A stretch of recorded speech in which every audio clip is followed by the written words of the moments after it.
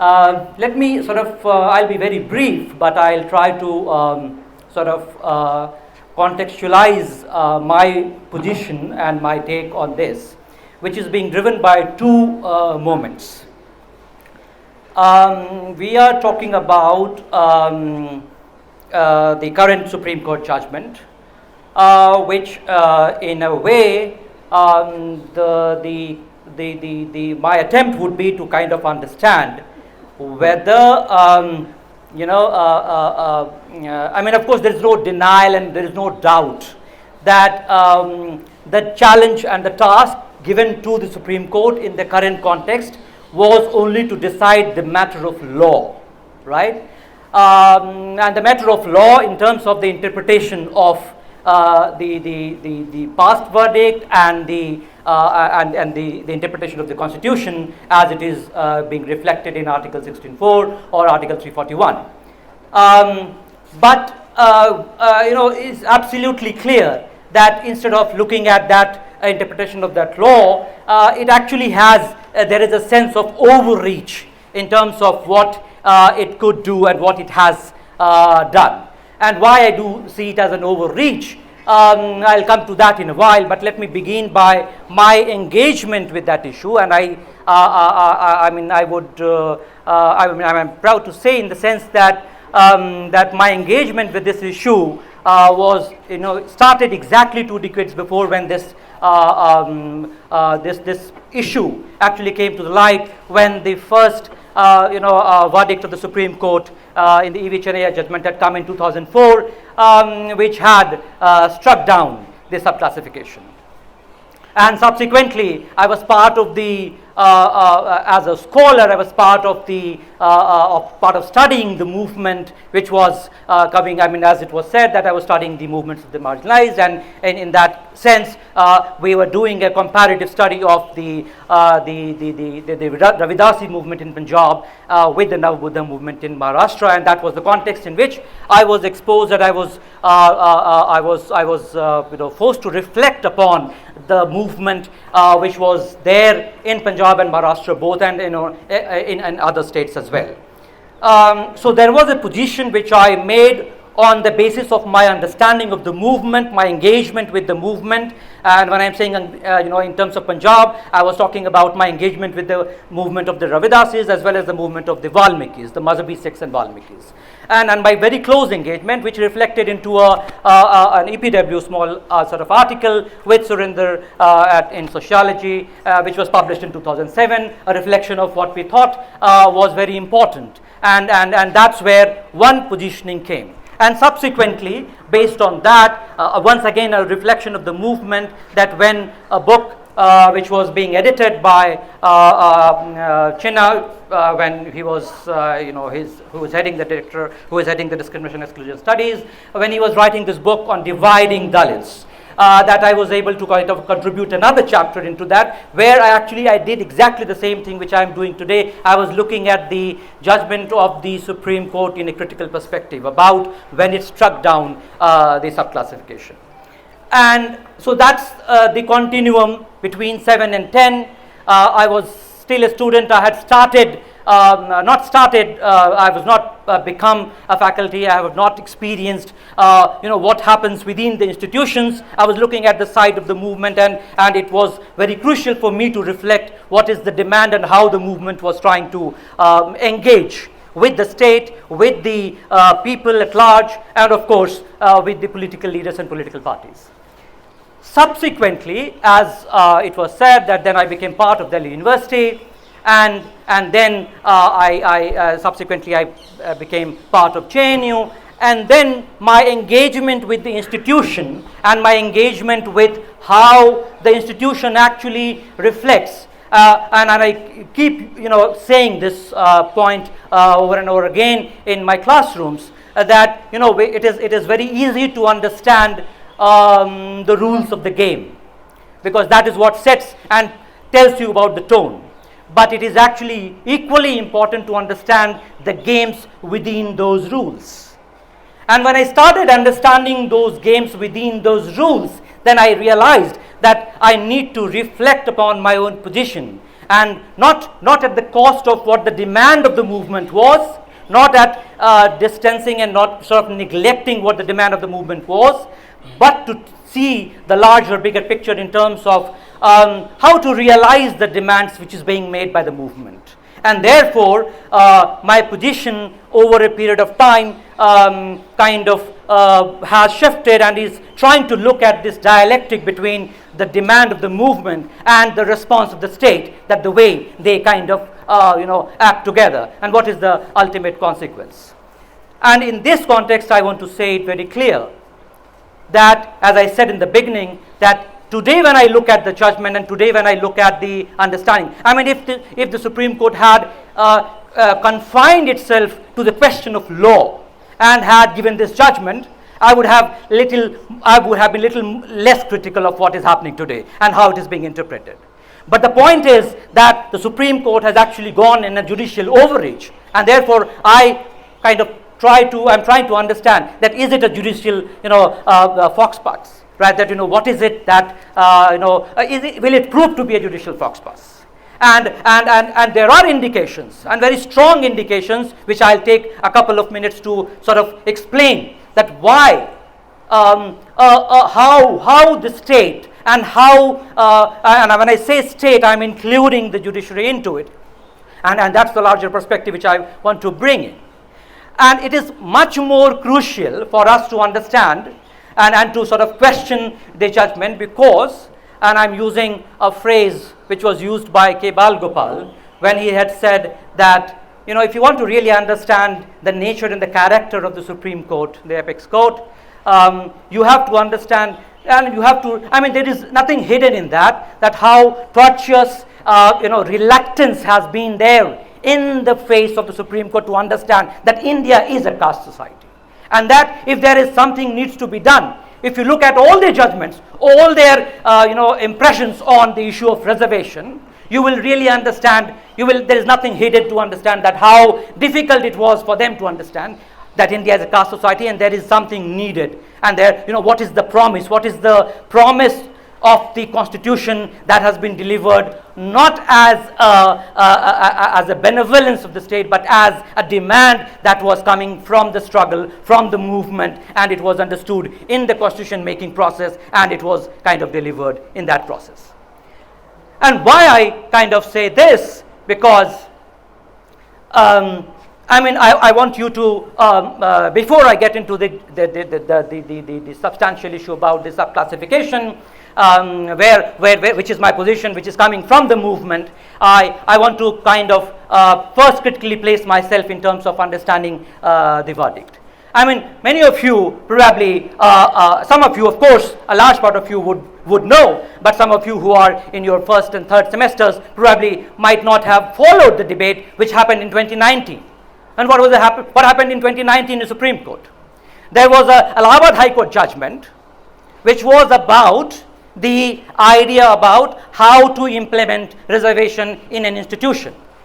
And the Allahabad High Court judgment had upturned the previous practice and the law, which was about when you try and understand the implementation of reservation in institutions, you have to take institution as a unit, as a whole, because that's where only when you get a critical number into which those ideas and the numbers of reservation can actually be realized in terms of going there. The Allahabad High Court judgment actually turned it down and said that no, the real practice should be that it should go department-wise, which was the debate on the roster. Now, to be very frank, the debate on roster has been made so complex that, and the reason for that making of the complex is the notion of the state that I'm trying to talk about. So how do we understand this dialectic? And unless we understand that, it is very difficult to have a one-sided view about whether the judgment is going to help or it is going to actually divide and break it's actually anti-reservation judgment. Now, so when this was passed and there was a movement and the government was forced to take a position against that, of course, because of the demand of the against the people's movement, and they filed a leave petition in the Supreme Court. The Supreme Court refused to listen to it, And they said that, okay, yes, no, it has to be the unit, has to be the department. And there are hundreds and colleges in this country where the departments are made of 1 or 2 faculty, right? And in fact, there are many colleges where the highest number of faculty is only 10 or 12 or 15, right? So in a way, the argument which was devised by the once again the judiciary to kill the whole idea of reservation about how to go about it was something which was upheld by the Supreme Court, and the government was only forced to bring an ordinance and say that no, and that is invalid, only once again by a big movement of all of us together. There was a big movement about it where it was decided that it is not. Now the second point is, and which is about our own experience of this university, and I also want to place that as a context. Now, I'm sure some of you would be thinking that I am not talking about sub-classification, I'm only talking about the implementation of but that's a very important point, and I would come to the sub-classification in a while, but I want to place this. Our own experience in this university, for which we had to do a big legal fight, was once again about the same system of roster, into which all of a sudden we came to know that the whole system of roster has been changed, and they have reduced 36 posts of which was earlier reserved as backlog. Now once again, what is this backlog, which is again related to the question of what we see in today's time. And we have been telling this even today, that what is happening in this university, that if you have 104 non-found suitable candidates being declared by the university, majority of those non-found suitable candidates are from the reserved categories, the SC, ST and OBC. But I don't want to reduce this debate only to NFS, and I'm aware of it that yes, it is not just being reduced, but the point is about that when on the one hand you have a judiciary which is so reluctant, and I wanted to add a term, this is not just tortuous reluctance of the Supreme Court, it is also very torturous reluctance, because it has led to a lot of pain into the movement, into the people who face that discrimination, and that is where the point needs to be made in that context. That point is that if you are going to say today, tomorrow, because there was, this was pending in the Supreme Court since, I would say, 2008, if I'm not wrong. 2008 was the appeal first, when Devendra Singh had challenged, and there is a history to it, and I also wanted to point out to that when I come to the sub-classification debate. And there was a lot of, if the Supreme Court or the judiciary was really interested into addressing the issue, it could have actually experimented, it could have ordered, it could have invested its time and energy into understanding the issue in reality. But no, while it went on to claiming that it is about the judicial interpretation, it is about the law, when it came as the verdict, and as I am saying, it's a judicial overreach, including the whole concept of creamy layer, which has nothing to do with the reservation, the way it has been sort of enshrined, it has been given through the Constitution. Now, so that's the position that is very important for you to understand. And I wanted to say something more, that in terms of what you see as in a university system where you have, even if you have university as a whole as a unit, with the existing system, that in university as a whole is taken as a unit, you have, in these higher education systems, and I am not once again reducing the whole debate on reservation in employment only to higher universities or higher education, but it is actually a very crucial part of it, because the whole allegation is about taking away the jobs, and if that is that it has been cornered by a few section of the population, then one has to really look for it, that if it is really so large a section of population that it is cornering, then there should never be an NFS, right? Now if that is not the case, the point is that when you have in a department 1 or 2 positions coming, and if you want to then go into the the sub-categorization of A and B and C and D, and then try to make it, that, oh, if there is no category, person available from category B, and therefore, it would be remain as an FS, then it is certainly and it is inevitable that it will be used by the state, by the judiciary, and remind you, whenever you go to the court in terms of asking for a qualitative judgment, the judges would say that, no, this is a matter of academic debate, don't ask us about why the NFS and all of it, right? It is not a quantitative or it's not a matter of law. It's a matter of the selection committee does it NFS, and therefore you go and discuss it within your academic council. But so it is very important for us to understand that what is it that the Supreme Court or the judiciary has given. So then, is it not upon us to try and understand what is hidden behind this? And unless we understand and we expose that hidden factor behind this, I think it would be too early for us to say that this is a historic judgment. And if we do not take this, then it is really going. I mean, the political parties will have a big difficulty in taking a position on it, but I think the academics should not have a difficulty in taking this position. And the reason is the following, that the argument about, and the reasons goes on both sides, that the argument about that, that political parties will use this as a matter of division, as a matter of dividing the society, is something which you can say that there is truth, but there is also a fact of reluctancy in terms of the movement itself.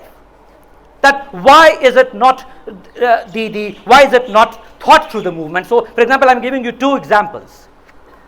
Much before the Andhra case, when it was enacted and it went to the Supreme Court, Punjab had done it in early mid 1970s, in 1975. They had actually sub-classified, and it was actually going well with the whole system. There was no movement against it.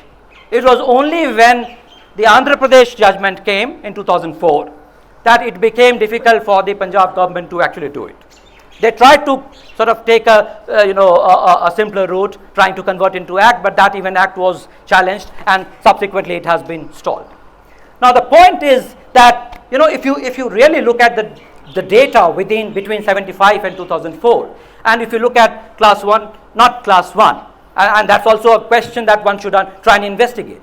But if you look at class 2 and class 3 employees, you will see that there has been a substantial increase in the number from the subcategories which were given priority in the employment, right? So the question is that, can we not do that exercise and try and understand, and can the movement itself not come up with this idea about how to address this question? I mean, it is not also a point about, that you wreck away the question that no, we are not interested. This is only about dividing.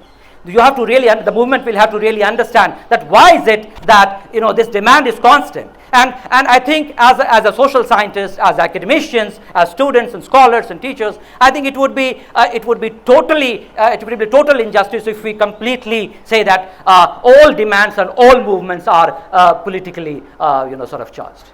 And I give you example that when it happened in Punjab in 75, there was no movement. It was a move by the Congress government that at that point in time that they did it. And they did it, and subsequently it only got challenged after the Andhra judgment. In the case of Andhra, you will see that there was a strong movement.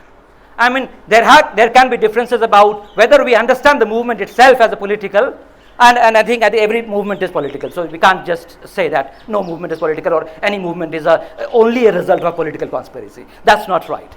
There are demands, and I think on this campus there have been at least hundreds of term papers being written, and couple of dozen thesis must have been written about the need for the rationalization, the need for. And I think we cannot just keep our eyes shut in terms of what the movement is demanding. But is it the best way to do it is the question. Is this judicial overreach the best way? Because judiciary has never been an ally of the social movement. And we have ample example. I mean, we are in the midst of a crisis in this country. But what is the response of the judiciary? I mean, we can't trust this system that, this will do justice to the demands of the marginalized of the marginalized. So we have to sort of understand that perspective, and I think my limited attempt was to sort of bring this dialectic and to understand how we move from there, and I think our next speakers will be speaking more on this. Thank you so much.